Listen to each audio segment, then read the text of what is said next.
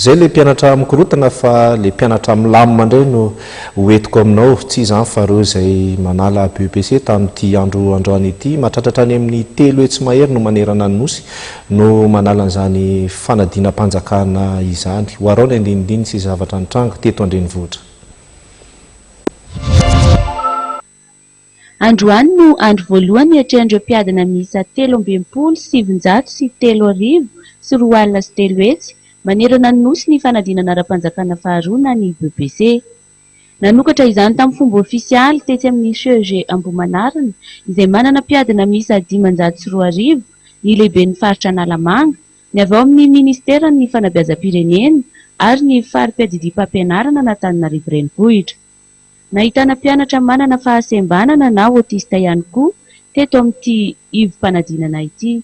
Efa tomombana daholo raha ny fijery eto zany dia tomombana tsara fikarakarana eo daholo ny tompon'andraikitra rehetra fa milamina tsara ny fizarana ireo mpianatra zany hoe eo amin'ny 120 isaky ny efitrano eo ary ny mampiavaka ny eto Analamanga ny eto amin'ny CEG Ambohimanarina dia misy zany hoe ny fampianarana dia misokatra ho an'rehetrarehetra dia misy zaza autiste ray zany ho adinina ato dia efa nipetsaka daholo ny fandaminana mikasika an'izay zany hoe ao amin'ny salina manokana zany misy anazy izay koa zany anisan'ny fampisehoana fa ny fanabeazana dia ho an'ny rehetrarehetra.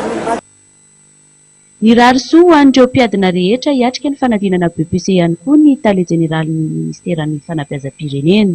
Fombiazana ho an'ny mpiadana rehetra eto Ambohimanarina ary tsy ny eto Ambohimanarina sy ny Analamanga ihany fa ny eran'ny Madagasikara mihitsy dia mirary fombiazana rehetra ary mihinga makahely ny mpiadana rehetra sorato. Ireo mpianatra koa tetsekilany nilaza ny fahavononany amin'ny fiatrehana ny adiny.